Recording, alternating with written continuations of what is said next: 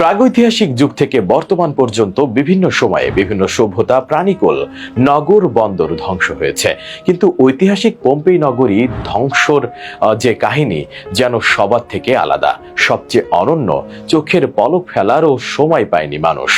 তার আগেই পরিণত হয়েছে জীবন্ত মমিতে, জীবন্ত মূর্তিতে। আর তাদের অপরাধ ছিল অবাধ যৌনাচার, অন্যায়, অত্যাচার, নির্যাতন, অশ্লীলতা। ইতালির একটি ছোট্ট শহর ছিল পম্পেই। পৃথিবীর প্রাচীনতম অভিজাত জনপদগুলোর একটি ছিল এই পম্পেই নগরী। সে সময় প্রাকৃতিক সম্পদ ও সৌন্দর্যের এক অপরূপ লীলাভূমি ছিল এই নগরী। এটি ছিল 2000 বছরের পুরনো একটি অভিজাত শহর। সহায় সম্পদ আর বিত্ত বৈভবের অভাব ছিল না পম্পেইবাসীর। অভাব নামক শব্দটি হয়তো তাদের কাছে একদমই অপরিচিত ছিল।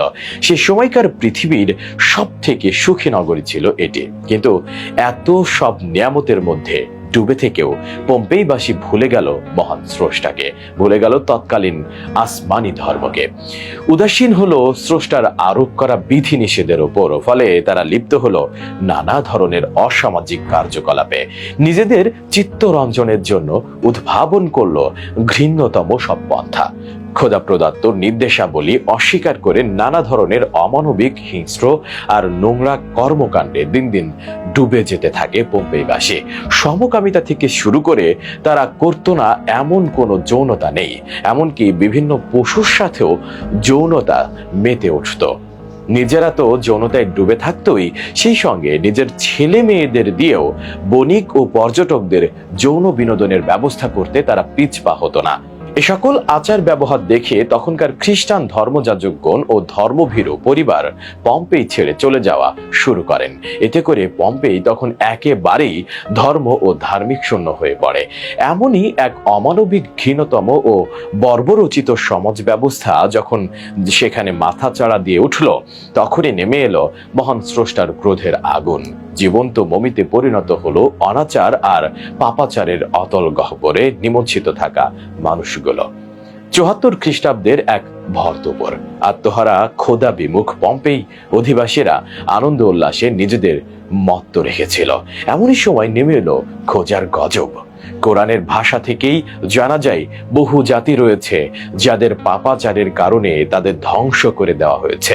এরশাদ হয়েছে, আমি ধ্বংস করেছি কত জনপদ যার অধিবাসীরা ছিল জালিম বা পাপাচারী, এবং তাদের পরে সৃষ্টি করেছি অন্য জাতি।